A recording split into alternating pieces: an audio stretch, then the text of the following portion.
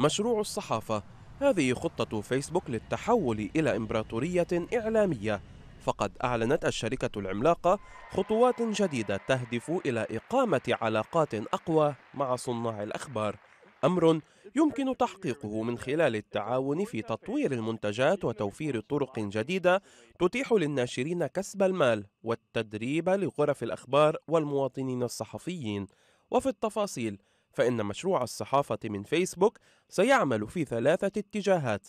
الأول ينحى باتجاه تعزيز العمل التعاوني بهدف تطوير مواد إخبارية مبتكرة، وذلك من خلال وسائل جديدة لعرض الأخبار واستهلاكها من قبل المتلقي، نشر الأخبار المحلية وتعزيز الصحافة المستقلة، إيجاد نماذج جديدة للأعمال بهدف توسيع القاعدة الجماهيرية، إقامة مسابقات للمبرمجين وغيرهم لتطوير البرمجيات، واجتماعات دورية مع الناشرين بهدف تطوير المحتوى.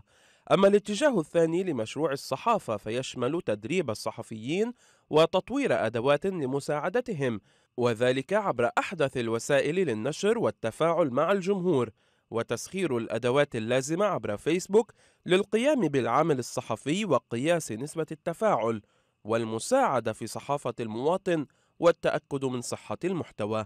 أما الاتجاه الثالث لمشروع الصحافة فيتضمن التدريب، وذلك من خلال تعزيز ثقافة الأخبار عبر التعاون مع كليات عالمية للصحافة ومحاربة الأخبار المزيفة.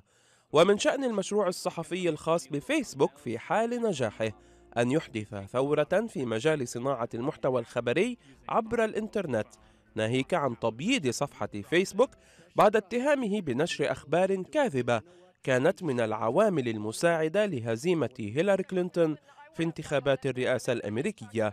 هذا من جهة، ومن جهة أخرى فبإمكان هذا المشروع أن يدعم وسائل إعلام عالمية تعاني مشاكل مالية، مؤمنا لها مصادر دخل تبقيها على قيد الحياة، أمر يمكن تحقيقه، لا سيما أن إمبراطورية فيسبوك تملك 1,700,000,000 مستخدم نشط شهريا.